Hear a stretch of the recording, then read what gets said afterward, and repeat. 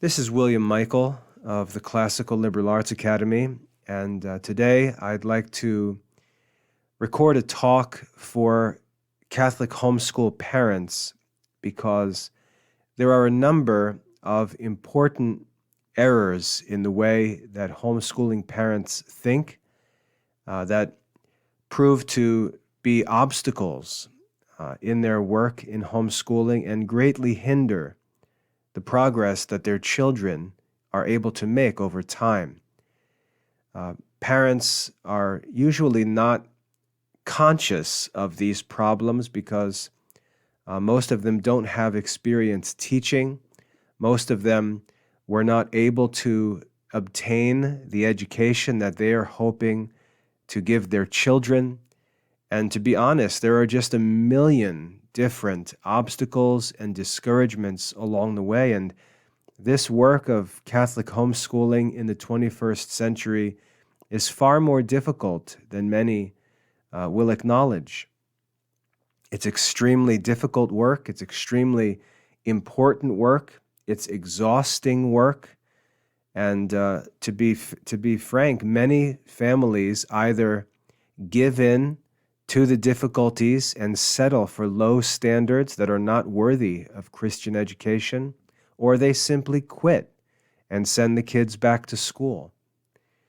And so I'd like to address some of the problems that are the causes of these failures and encourage Catholic homeschool parents to overcome them and to not yield to these influences or allow them to affect their homeschooling decisions. What's going on in modern Christian education is a delusion like nothing that's ever happened in the history of the church. This is not a new problem.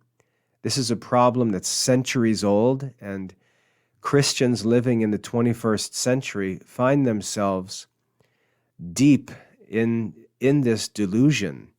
And it's very difficult to see out of this dark well that Christians are in when it comes to Christian education.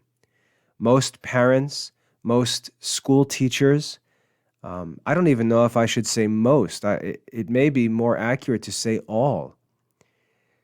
Parents, teachers, school administrators, parish priests, even bishops have been immersed in modern education from their childhood and are largely ignorant of what has been considered Christian education all through church history.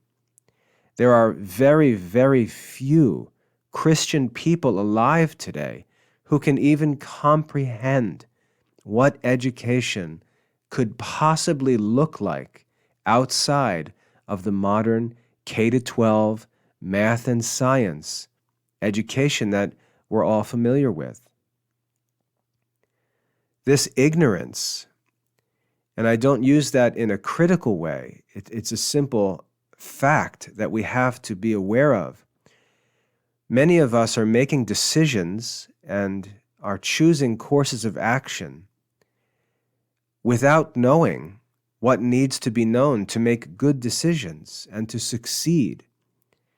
Like I said, many families fail in Catholic homeschooling or just quit because they cannot overcome the challenges. And I don't believe that this is because of any immoral surrender or lack of concern. I think that the ignorance that Catholic parents are working in simply makes the work of Catholic homeschooling, true Catholic homeschooling, to be impossible for them. In the Classical Liberal Arts Academy, we make the historic, I should say classical, Catholic curriculum directly available to Catholic parents and students. We restore the system of education that was the only system of education all through Christian church history. And we make it accessible to all families. We invite not only homeschool families, but even private schools to make free use of our study materials. And for any families or schools who would like to provide students with academic services like online assessments, graded assignments, and so on, we offer those services today in the 21st century at very, very affordable rates.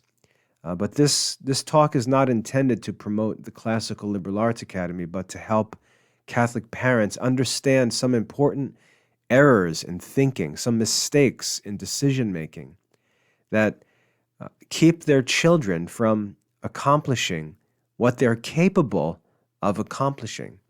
The first thing that I want to say, the first error that I'd like to address is that Catholic parents grossly underestimate the ability of their children. Catholic parents grossly underestimate the ability of their children to learn the classical Catholic curriculum. Most parents see philosophical studies through the light of their experiences in modern universities, but this is not what the study of philosophy ever was. The study of philosophy is not the boring, fake academic nonsense that you may have experienced in a college philosophy course. In college philosophy courses, men who are not even philosophers, who are not even committed to the principles of philosophy, or who do not live according to the teachings of great philosophers, pretend to have some kind of universal knowledge of the teachings of ancient philosophers, and they don't. They don't know the teachings of ancient philosophers, and they don't understand them. And what they do is they misrepresent philosophy to students, and they make it appear as some kind of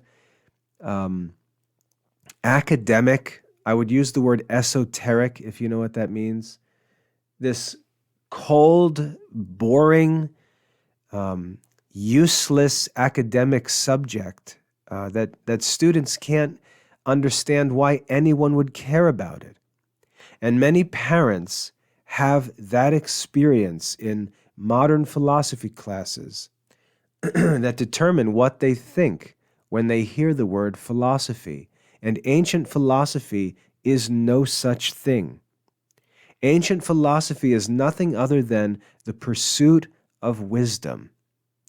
It's the pursuit of real life, human wisdom by means of the faculty of reason. True philosophy is not some boring, dead academic course that one takes for college credits. And that idea of philosophy has turned entire generations off to the study of philosophy. And that's one of the great errors.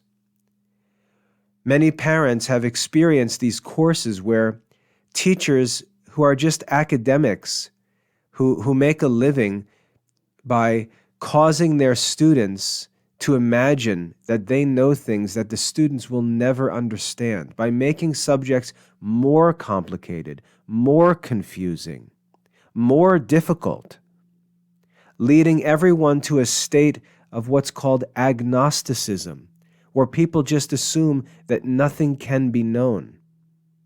That's the end of modern academia, and many Christian parents have had their experiences in subjects like Latin grammar or Greek grammar, philosophy, history, and so on, influenced by these modern academics who do not represent true Christian education. And that's true whether they're at a state university or at a private Catholic college. The spirit of modern academia is a profession. It's a business. And the way that people make a living in modern academia is by causing students to imagine that they can never understand what their professors or teachers understand. But their professors and teachers don't understand the subjects. And that's why they can't explain them clearly.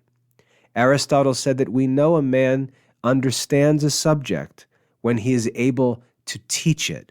And what it means to teach is to make something that's difficult in itself easy to understand for a student, to communicate it with simple terms, to communicate what is currently unknown to a student in terms that he already knows. That's what it means to teach. To explain something that is unknown in terms that are known. And when we find modern academics doing the opposite, gathering students together always for money, and then speaking to them in terms that they don't understand, and using that to create this sense that the students are not as smart as their teachers and can never comprehend what their teachers know. But they subject themselves to these courses not to learn anything or to become wise, but to simply gain some college credit or degree. That's modern academia. And Catholic parents need to make sure that they free themselves from the influence of this modern academic counterfeit to true Christian education. Because of this sense of impossibility of learning, many Catholic parents, or I should say all Catholic parents, assume that their children simply can't study these subjects. I've had college professors in contact with me through the Classical Liberal Arts Academy tell me that it's impossible for Catholic children to study subjects like moral philosophy. Well, I have students successfully working through moral philosophy that prove their ideas false. And the only reason why they promote those ideas is because they don't know the subjects themselves. They don't know how to teach the subjects themselves, and frankly, they don't want children learning these subjects without paying them for their college credits. The whole idea of having access to true learning outside of the modern university terrifies these professors. They know that their schools do not lead children to wisdom. They know that their universities impoverish Catholic young adults, and yet, for the sake of their own gain, they won't do anything about it. And I know from personal, face-to-face conversations that professors in Catholic colleges understand this clearly and continue to perpetuate this problem for their own personal careers. The effect of this is that parents fall for this academia, this message of academia, and they really believe that these subjects are as difficult and confusing as they were when they tried to study them in college. And then they look at their children and they say, there's no way you could ever study that subject. And then they subject their children to the modern dumb education because they feel like that's quote-unquote age appropriate. What's age appropriate, however, is what can be explained to a child in terms he understands. And so it's up to the teacher to determine whether a subject is age appropriate or not the subject itself. If we look at the writings of Aristotle, at first glance we may say, these are very difficult. These are not appropriate for school-aged children. But why is that? It's not appropriate because children don't understand the vocabulary. That's all. What happens when a 12-year-old child becomes familiar with that vocabulary? It becomes age appropriate. And so we determine what's age appropriate or not. If our children are sitting around watching cartoons and reading lazy storybooks, nothing significant is going to be age appropriate for them, but we're causing that to be true. We're causing our children to have no access to quality studies because we're not introducing them to the vocabulary that's necessary to make those studies age appropriate for them. What's age appropriate is in our control as parents. The culture we establish in our family homeschools determines what's age appropriate for our children. If parents underestimate the ability of their children, they create this problem by presenting their children with dumbed-down studies and then using those dumbed-down standards to excuse their children from studies that are within their reach, but that they are not being prepared to participate in.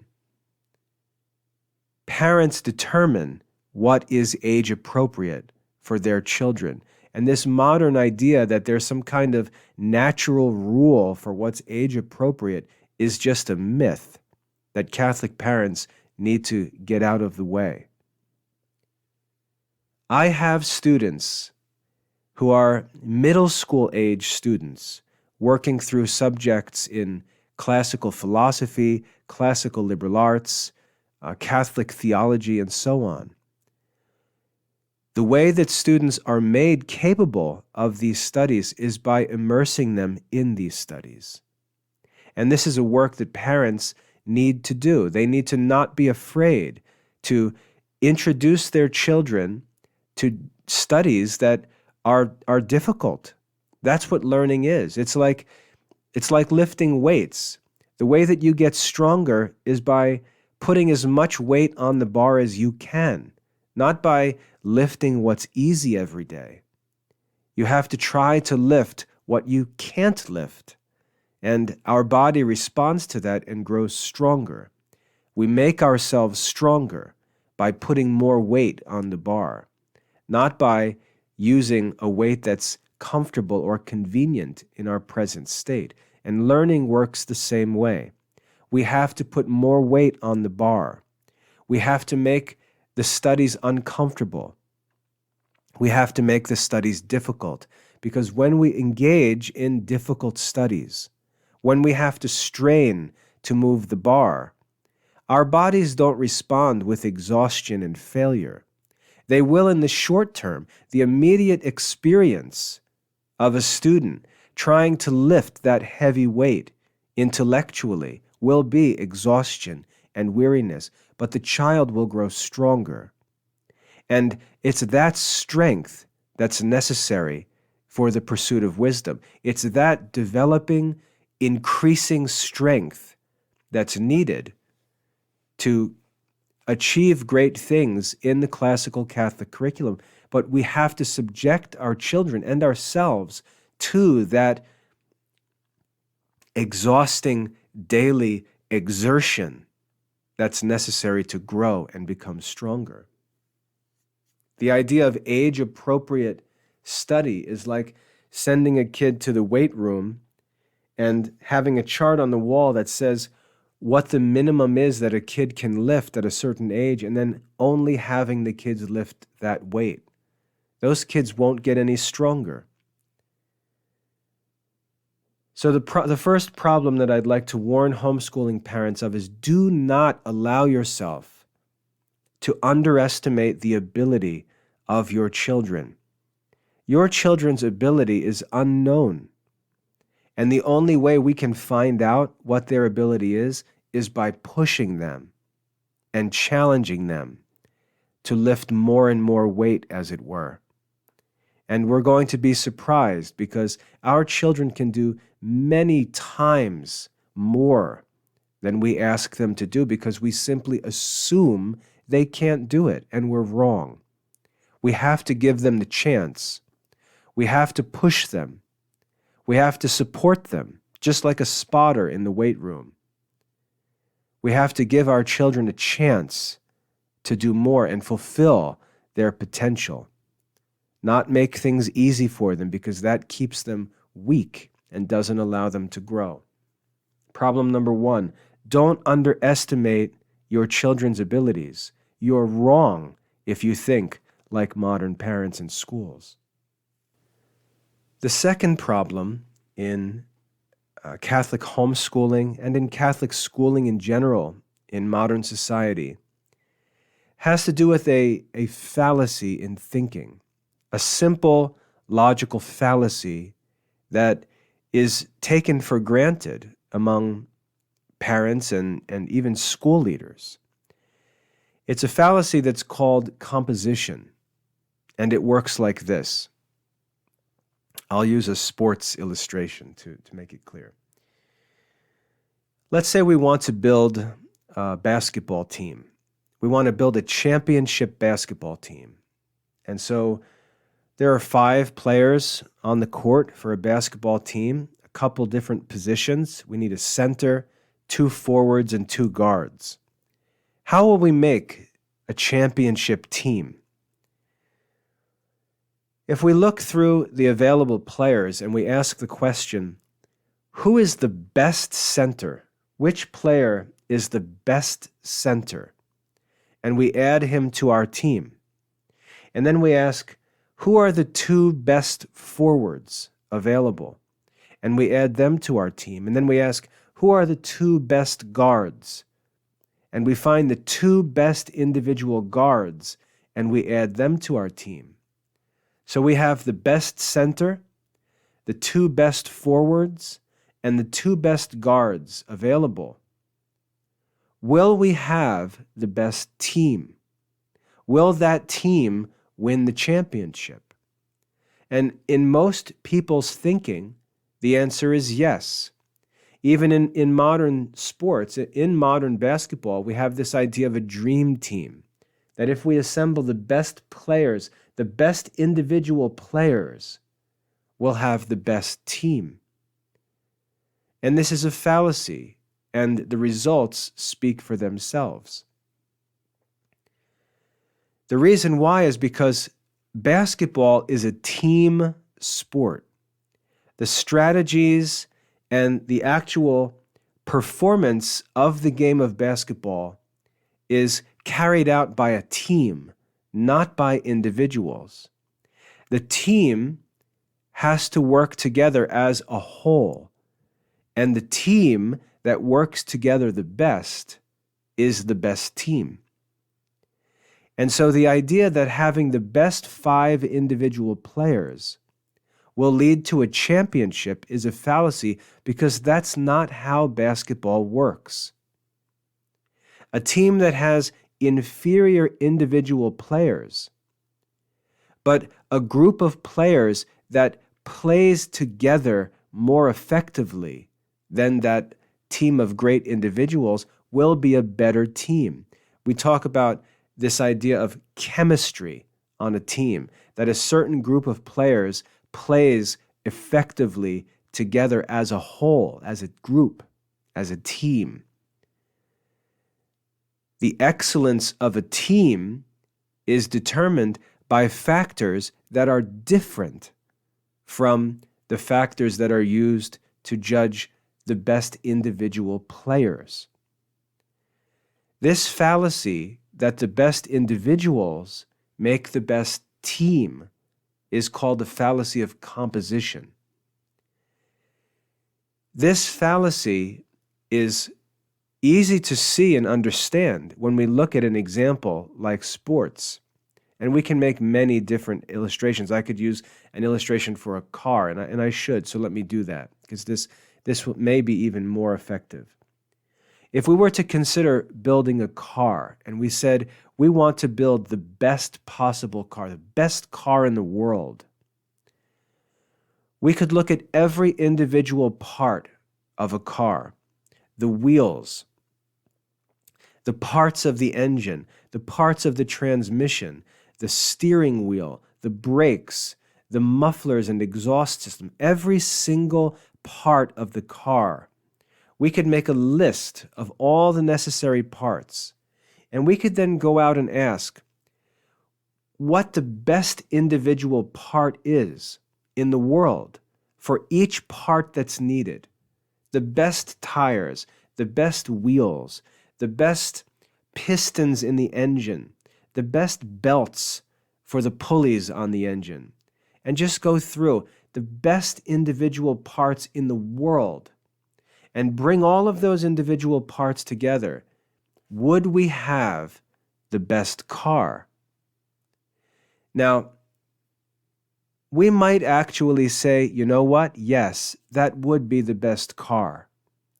That one individual car that was built would be the best car. But then we could present a problem.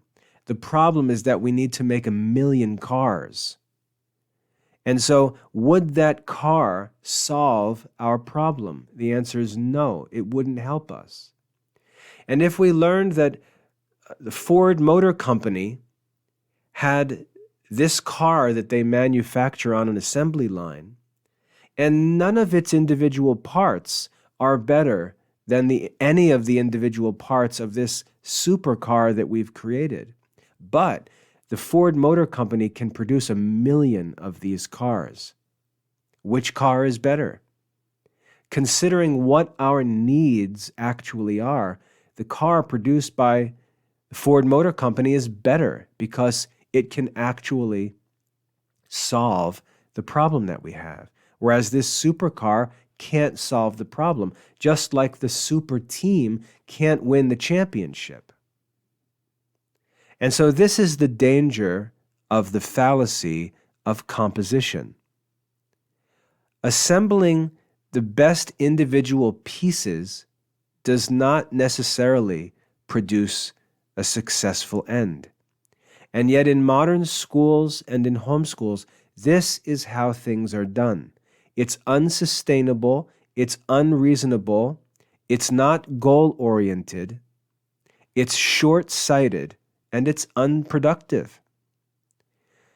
What parents will do is they'll look at a 6-year-old child, a 7-year-old child, and they'll say, I want to give this child the best possible education. So what should I do? I'm going to find the best, the most, extraordinary, richest, challenging English phonics program, and I'm going to buy that for my child because I want my child to have the best education. And so the parent goes into the homeschool market looking through all the catalogs for the best phonics program. And she looks through all of the reviews and the ratings, and she says, this one here, this individual program is the best phonics program. I'm going to buy that for my child. And she brings home that $200 phonics program.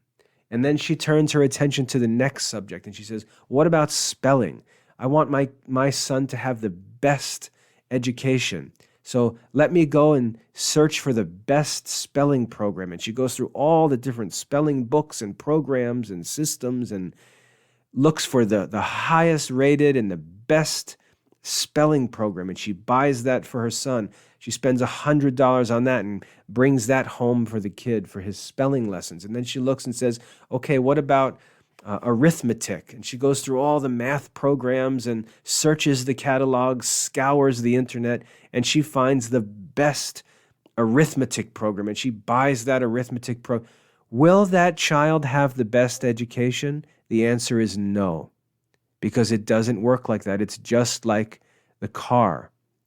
The reason why that approach to education doesn't work is because there is so much to learn. The necessary course of studies that a child faces to have a good Christian education is so broad that piece-by-piece approach simply doesn't take into consideration how broad the range of studies are or is that needs to be completed. That approach to education is pleasing to someone who enters into this work with short-sighted views of education, but it doesn't work. Modern schools are modeled like this. Modern homeschool programs are modeled like this, and this is why they don't lead to successful results. Because the range of studies that approach allows families or schools to pursue is too narrow. It's too narrow for simple practical considerations. Number one, families can't afford to buy all of these resources and cover the entire span of Christian studies. And so they have to pick and choose which subjects they're going to invest in. And lo and behold, they always choose the modern public school subjects, because you can only afford 4 or 5 subjects if you approach them in that way, thinking that by assembling the best individual pieces, you'll have the best overall education. This is simply false. Yet this is how schools and homeschools approach education. It's why they build these multi-million-dollar school buildings and barely accomplish anything academically. Their approach is based on this error of this fallacy of composition. And it doesn't take into consideration the complexity and the breadth of the goal that needs to be fulfilled. Another manifestation of this error comes with this idea of the super teacher, that, well, if we can get the best individual teachers for the individual subjects, then we'll have the best education. Or if we watch the videos by the best teachers on the individual subject, we'll have the best education. And this is false. This is all false. And parents have to learn to think differently about education. And I'd like to give you a clear historical example to prove this. Back in the 1500s, when the Protestant Reformation was underway, one of the challenges that the Catholic Church faced was that many of the individual Protestants were very charismatic. They were excellent speakers. They had influential personalities. And the Catholics were less charismatic, less attractive, less impressive, less eloquent than the Protestants. And this is one of the reasons why the Protestants had so much success. Protestantism was attractive to charismatic, talented individuals. And so the Protestants would boast of their extraordinary preachers and writers and thinkers and so on. I mean, just think about it. The Protestants had Johann Sebastian Bach as one of their musicians. They had talented individuals. They had charismatic individuals, charismatic leaders, eloquent preachers, excellent writers in Protestant circles. And this is one of the reasons why the Protestant Reformation was so effective, because of the excellence of the individual teachers of the Protestant Reformation. Even in education, Protestant education was very impressive because they had some great individual teachers, some real masters leading schools. And so their individual accomplishments could outshine those of the Catholics. The problem of the Protestant Reformation was that these individual leaders and teachers, these charismatic individuals, were men who were raised in Catholic schools, Catholic monasteries, Catholic parishes, and so on. And that Catholic culture was taken for granted in the lives of these Protestant leaders. Martin Luther was an Augustinian monk. John Calvin was raised in the Catholic Church. These men had Catholic benefits in their Protestant lives. And those benefits that they enjoyed as Catholics could not be reproduced in Protestant circles. These extraordinary individual leaders and teachers could not reproduce themselves outside of the Catholic Church. And so the success of those excellent individuals was short-sighted. That was one of the problems. The other problem arose when St. Ignatius of Loyola founded the Jesuits, and the Jesuits started their schools. The Jesuits were wiser than the Protestants. The Jesuits invested all of their attention, all of their resources, all of their energy in the development of a system of education. The Jesuits developed a system of education. The Jesuits invested in building a curriculum that could be taught by anyone in any place. And the Jesuit schools weren't dependent on brilliant individuals. The Jesuit schools were not dependent on charismatic headmasters. They weren't dependent on eloquent lecturers. The Jesuit schools were dependent on their curriculum, on their system of education. And that system could be installed anywhere, and it was successful. What happened over time is that the Jesuit schools became more successful, more effective than the Protestant schools, even though the Jesuit schools had teachers and leaders who were pretty ordinary religious men. There was nothing spectacular about the leaders and teachers in the Jesuit schools. The advantage was that they had a system that produced greater long-term effects than the Protestant schools could produce, because the Protestant schools assumed that if we have the best teacher in this subject and the best teacher in this subject and the best teacher in this subject, we'll have the best school. The problem with that is that thousands and thousands of children need to be educated, and they couldn't be served by the charismatic individuals in the Protestant schools. The Jesuits could open their doors of their schools and serve hundreds and hundreds of children for free because the system was designed to educate all of the children, not just a handful of them. And so the Jesuit schools took over Europe rather than the Protestant schools. Another example of the error of the fallacy of composition. The best individuals do not make the best system. Now, why do I share this? Because when we seek to educate our children, we have to consider the overall long-term results of their education. And most school administrators, school teachers, and homeschool parents fail to do this.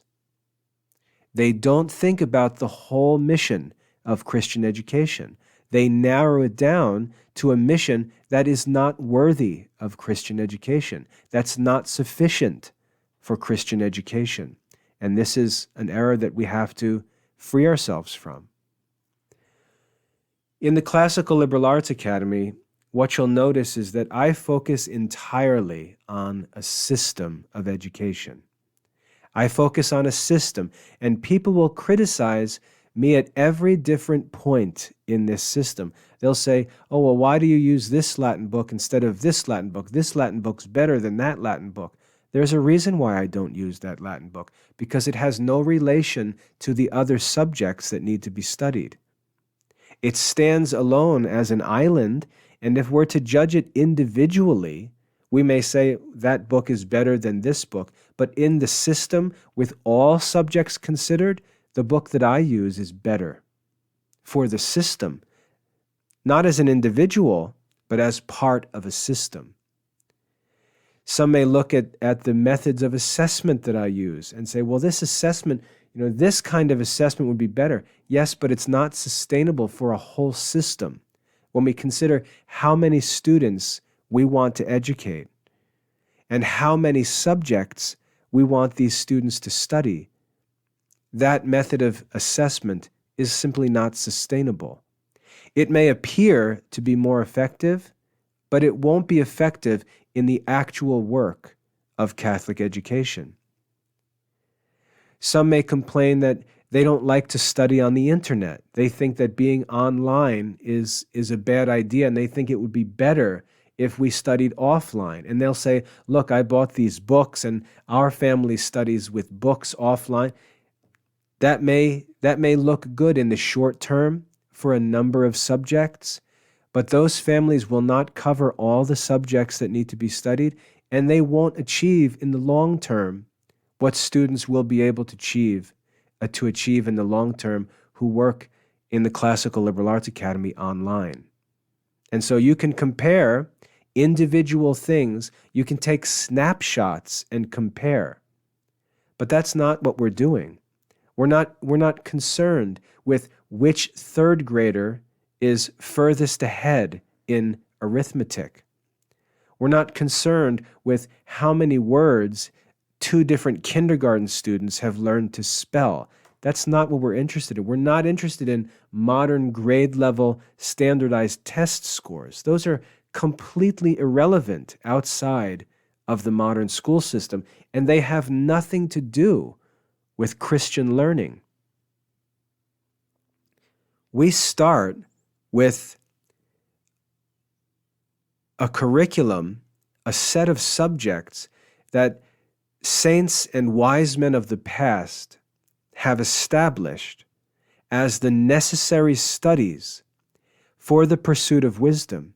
We start with a set of studies that is absolute. And this set of studies is extremely broad and challenging. And there is only one way that students can work through that broad course of studies in 2022. And so any alternative that is presented as something better at a certain point or in a certain subject has to be compared with the whole goal of Christian education.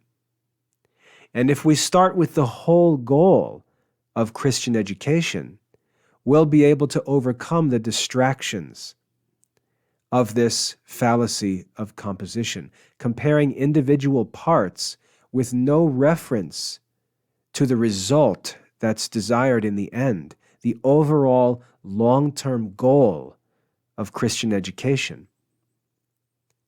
If you look on social media, on Twitter or Instagram or wherever else homeschool families are, you'll find women posting videos or images of today's lesson with their child, where they're teaching the child the difference between dark and light colors.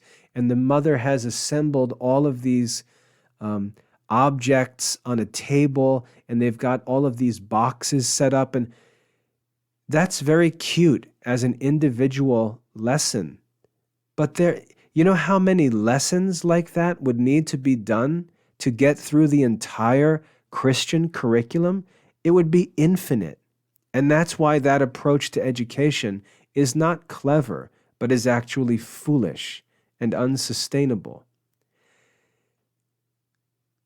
I don't understand what attracts parents to that kind of stuff, but that's in fashion today. That's what modern school teachers do. We see kindergarten teachers, first grade teachers, third grade teachers showing off these elaborate projects and activities that are intended to lead students to master this one concept in the curriculum.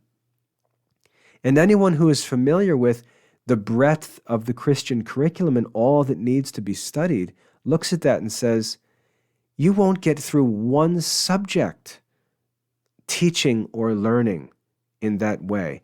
And that's why individual lessons cannot be judged, because what matters is the overall curriculum goals, the overall achievement that's needed. And we have to free ourselves from this fallacy of composition, comparing what's the best lesson, what's the best book, who's the best individual teacher of this one subject, disconnected from all the rest. That idea is a fallacy known as composition, and it doesn't lead to the best end result. The Jesuits proved this, like I said, in their formation of Catholic schools in the 1500s and 1600s by focusing on the goals to begin with, which they state right up front in their rule of studies. They say the goal is to lead their students to know and love God. That's the goal of their education. And in order to pursue that education, there's a whole range of subjects that needs to be studied. And there's only one way that hundreds of children, thousands of children can be led through those studies. So it's not just the content of the studies, it's also a method, because it has to be sustainable in real time.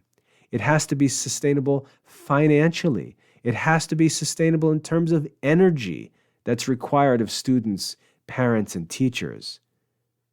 It has to be sustainable with regard to time, the time that's available for studies. When we consider all of these restrictions and limitations, we'll find that there's only one way to pursue wisdom in Christian education, and it's the way that the saints and the wise men have taught us and showed us. And modern schooling only works. The methods of modern schooling, the subjects of modern schooling, and this includes private schools and homeschools, they only work if we water down the curriculum to the smallest possible number of subjects and lower the standards to the lowest requirements of modern law. When we lower the standards to what is barely legally permitted, and we reduce the number of subjects to the minimum of what's needed for a high school diploma in a modern public school, only then can these methods even make any sense. As soon as we consider the breadth of studies that's necessary, the difficulty of the studies that need to be completed, the number of students who need to be led through these studies,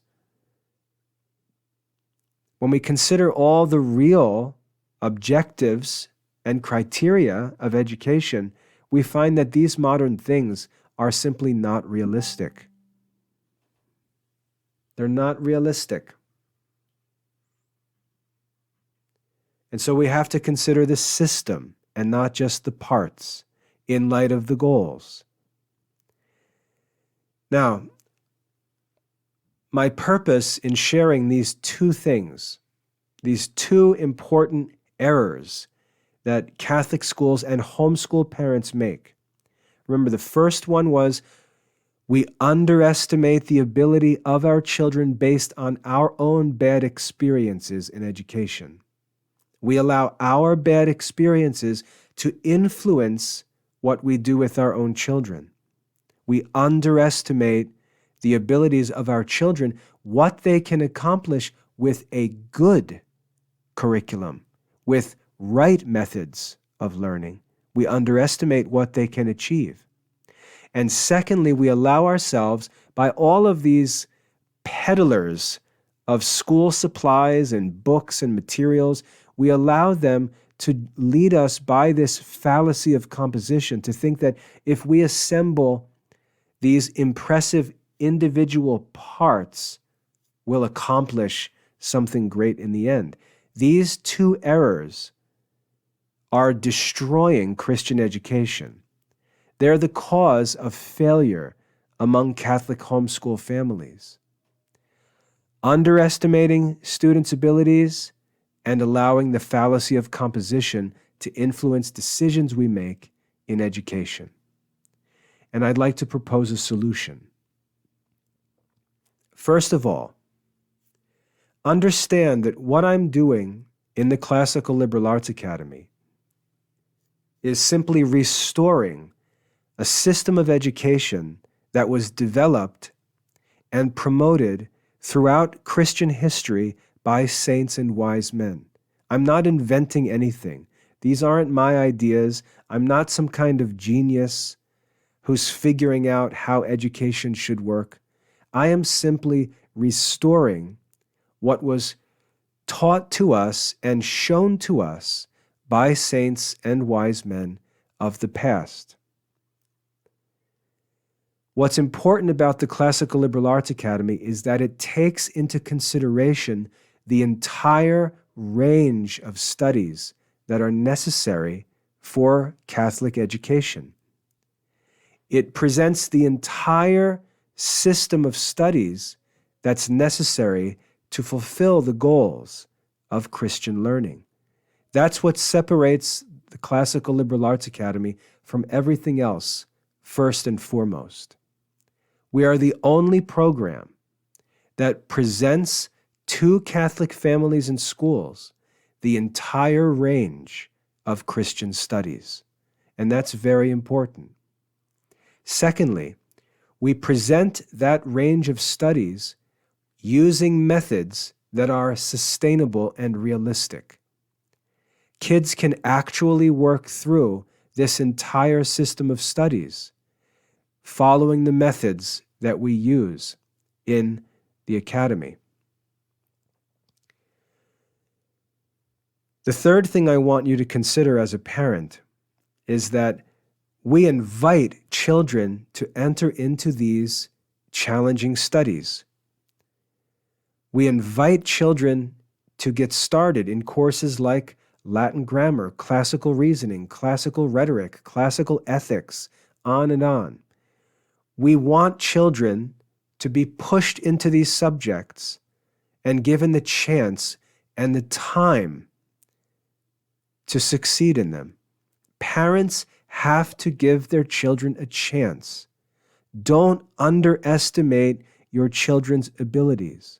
I promise you, you will be amazed at what your children can do if you stop trying to micromanage their studies like a modern school teacher and narrowing the subjects they study to only what's required for the high school diploma or for the third grade standardized test or whatever else it is that restricts what you allow your children to study.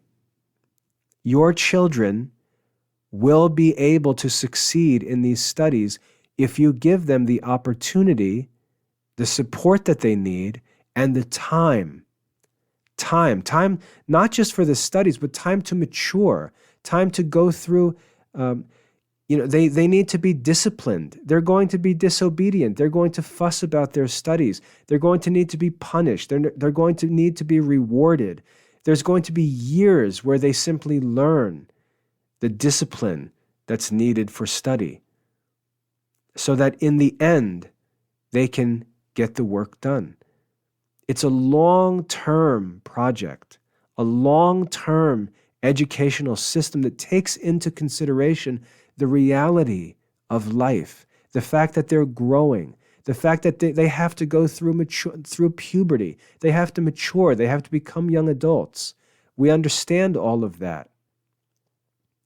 Children who are 4 and 5 and 6 years old haven't even reached the age of reason yet.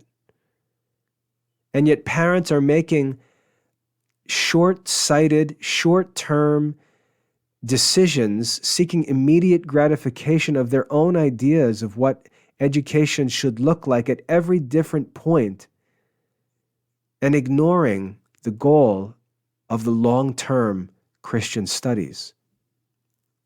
In the Classical Liberal Arts Academy, we take all of these things into consideration. We know the kids are growing. We know the kids are changing. We know the kids have different personalities. We know that the families have different abilities and benefits and restrictions. We know all of these things, and they're all taken into consideration in our program. When I grade student work, for example, I know that a student is just getting started in a subject, and when a student submits his first written assignment for Aesop's Fables, I don't grade it with the same strictness that I grade a student who's on the 30th lesson in Aesop's Fables. I know it's his first lesson, and I grade it as a first lesson. I know that there are students with different personalities at different ages, and I take all of that into consideration when I review their work. We allow students to work through our program at their own pace. We understand that there's all kinds of obstacles and challenges in kids' lives, in our families' lives. There may be a time where dad's out of work and the family can't get much done in homeschooling. It's okay. There may be another time where everything is aligned and the parents can blow out homeschooling work, and that's fine too. Our program takes into consideration all of the obstacles and challenges of real-life Catholic homeschooling. Parents have to learn to think of the goals of Christian education and focus on long-term success. They cannot allow themselves to be deceived by this modern homeschool marketing, peddling moment-by-moment products and activities or services that are compared to nothing, that have no relation to the overall goal of Christian education. Schools do the same thing. They'll pressure parents by pretending that third-grade standardized test scores are somehow significant, to try and pressure the parents into making a short-sighted decision in their children's education. Parents will look at a certain teacher in a school or the achievements in a certain subject and will begin to second guess and doubt whether they should commit to Catholic homeschooling. And all of that short-sighted, individualized, compartmentalized thinking has to be abandoned. Parents have to learn to answer the question, what is the goal of the education of my children? And when we see that the goal is to raise our children to know, love, and serve God, to be wise, then we have to ask, who has taught me how to provide this education to my children? The answer is the wise men and saints from history. They've not only explained to us what to do, but they've done it successfully for centuries and centuries. They show us what to do. And when we understand the goal and the means by which that goal can be achieved, and obviously no one can tell us how to achieve that goal who hasn't achieved it himself. And that's why listening to people other than the wise men and saints who have died in wisdom and holiness, who've been canonized by the church, who've been recommended to us as trustworthy, proven doctors of the Catholic Church. Listening to people outside of those groups tell us what they think we should do with no fruits or end results to prove that they know what they're talking about just makes no sense. We have to start with the goal of Catholic education, then listen to the advice of those who have successfully achieved that goal and commit to that goal unconditionally long-term, and we'll see results. We can't allow moment-by-moment feelings or day-to-day experiences to influence that long-term principled resolution to give our children the best possible Christian education, the only Christian education. We have to be principled. We have to be resolved. We have to be patient. We have to live virtuously and pursue that goal without quitting, without allowing ourselves to be discouraged or drawn away to inferior things. That's the whole point of the Christian life. We have to be principled, goal-oriented, prioritized. We have to be resolved. We have to be imitators of saints and wise men, not followers of modern fads and charismatic individuals or popular movements in education or in curriculum products. We have to be principled, steadfast, focused on long-term results. If we do that, our children will be able to enjoy a real classical Catholic education in the 21st century. And so I encourage you, push your children, Don't underestimate them. Give them a chance. Sign them up for courses that you think might be beyond their ability and give them a chance. Let them study the lessons. Let them ask questions. In our program, there are course forums for support where children can post any questions they have on their lessons. Let them ask questions. Let them submit assignments and try their best. We'll give them feedback that will help them to learn how to work according to standards of true Christian education. We'll help them. We'll be patient with them and help them succeed over time, and they will.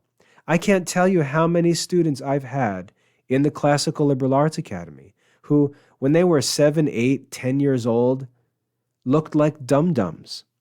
Their parents were constantly nervous, second-guessing whether this education was right for them or whether they should go down to an easier study program or maybe just put the kids in school. But then later, 8 years, 10 years later, all of a sudden, things just click for those students, and all of a sudden, they're working in the most challenging courses and doing excellent work. It just takes time. The kids are growing. They have to learn by experience. They have to fail and get back up and fail and get back up. And we'll be patient with them through that process. But you have to have a realistic view of this work of homeschooling. Don't underestimate your children. Don't make long-term decisions based on short-term problems. Many of these things go away. Listen to the advice of wise men and saints. Follow the example of the doctors of the church.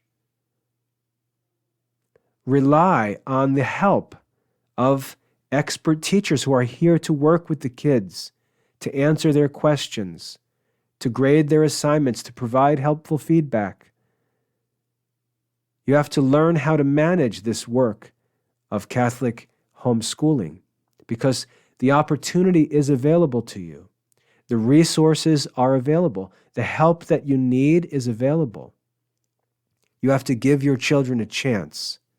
And I'd like to encourage Catholic parents to not underestimate their children's potential, to not be distracted by the marketing and the advertising of people just trying to sell stuff based on your emotions, but commit to principles, commit to goals, and work for the long term, relying on the help of other Catholics who are here to help you with this work in a system that can actually provide for the entire course of studies that's necessary for a real Christian education. I hope that's encouraging, and I look forward to seeing students getting started in courses that you may think are challenging. Give them a chance. If they're in over their head, I'll tell you.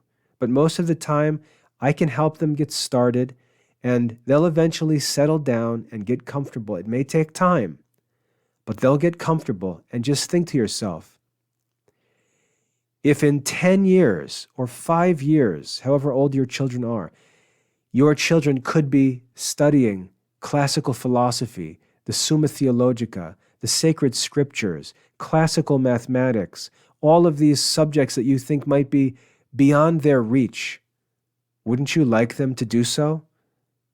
I assure you that they can. The reason why kids didn't study these subjects in past generations was simply because they didn't have access to these studies or teachers.